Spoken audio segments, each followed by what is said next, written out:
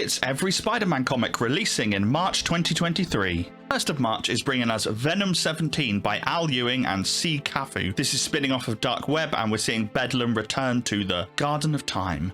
We're also seeing Spider-Man number 6, written by Dan Slott and penciled by Mark Bagley.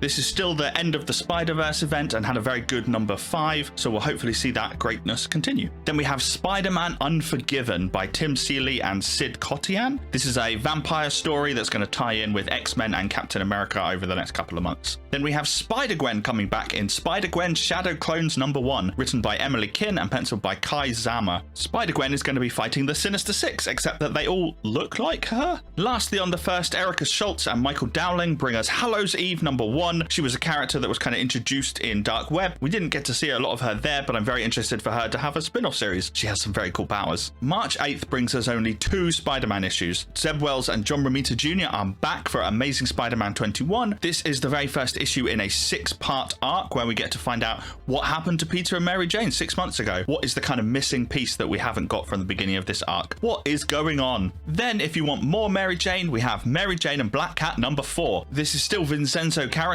doing the art and Jed MacKay doing the writing, and the last issue left us on a very good cliffhanger. Very excited to see where this one goes. The 15th of March brings us Gold Goblin number 5, the last of this limited series, written by Christopher Cantwell and penciled by Lan Medina. Norman Osborn was in a dangerous position after the last issue, and maybe Spider-Man is going to come to help him. I guess we'll see. Norman Osborn was also in a dangerous position at the end of Red Goblin number 1, so Red Goblin number 2 by Alex Packnadel and Jan Basil Dua will hopefully give us answers and see if he survives. This is an ongoing series, not a limited run, and the first issue was very interesting. And lastly, on the 15th of March, we have Miles Morales Spider-Man number 4 by Cody Ziegler and Federico Vincentini. The last issue had Miles meeting his brand new villain, and we'll see how that confrontation happens. The 22nd of March brings us a whole range of Spider-Man books. The story of what Peter did continues in Amazing Spider-Man 22, still by Zeb Wells, still by John Romita Jr. In Carnage number 11 by Alex Packnadel and Rogue Antonio, Cletus Cassidy is back. Still not sure entirely what's going on, but Spider-Man looks in a precarious position on the front cover.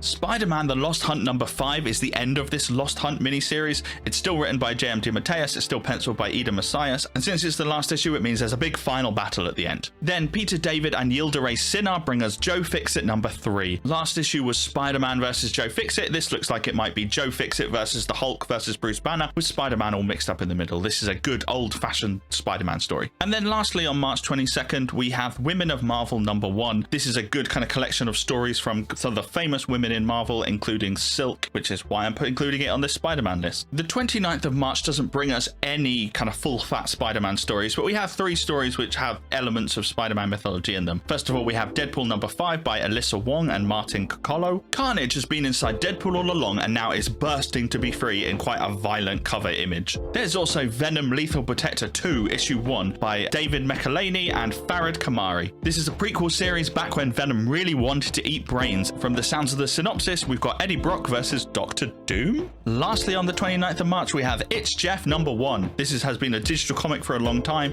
but they're bringing it out in a very kind of physical form. It mostly tells the story of a little shark dog, but Spider-Man appears, Miles Morales appears, you get a whole bunch of people from all over the Marvel universe, and it's lots of fun. It's very sweet. It's also written by Kelly Thompson, and the cover art is by G. Girihiru.